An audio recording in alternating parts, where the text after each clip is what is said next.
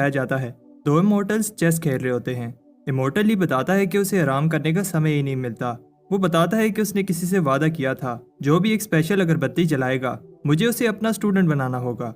पर 3 साल से जब भी कोई वो अगरबत्ती जलाता है उसे बहुत जल्द बुझा देता है, और मैं जब भी वहाँ जाता हूँ तो वहाँ कोई नहीं होता। इन 3 सालों में 13वीं दफ़ा फिर से कोई अगरबत्ती जलाता है। ली कहता है कि मैं देखता हूँ कौन मेरे साथ मजाक कर रहा है। दूसरी तरफ आज पर दिखाया जाता है जो अगरबत्ती जला रहा होता है वो हमारा हीरो बाय है।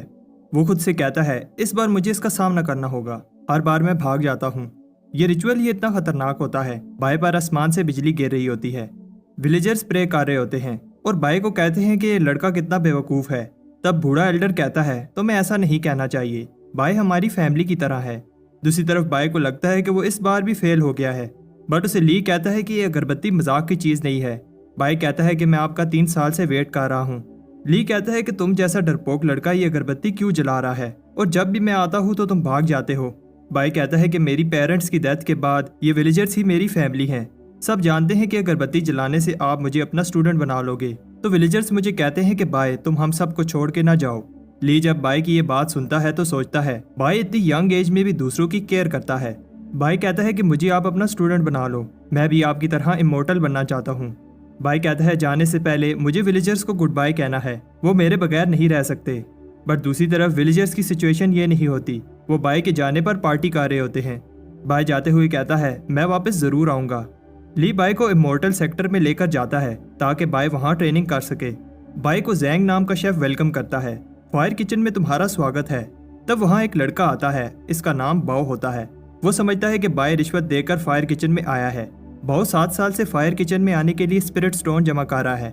बाओ समझता है कि बाय ने इसकी जगह ले ली है और उस पर अटैक कर देता है।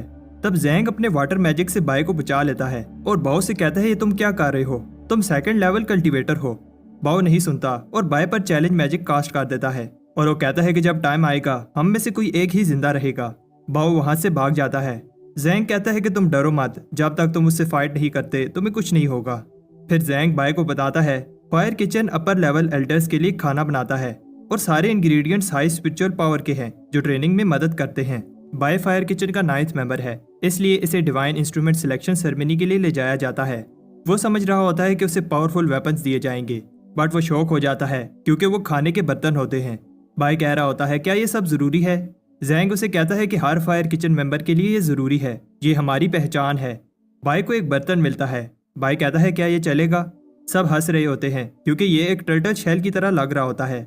जैंग उसे बताता है कि 10 कल्टीवेशन लेवल्स होते हैं, जितना ज्यादा तुम्हारा लेवल होगा उतनी टेक्निक तुम मास्टर कर सकोगे। इन लेवल्स को कंप्लीट करने को कल्टीवेशन कहते हैं।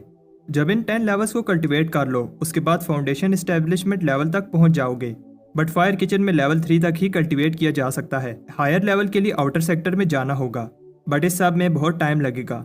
बाय सोच रहा होता है कि उसे स्ट्रॉन्ग बनना होगा ताकि वो खुद को प्रोटेक्ट कर सके।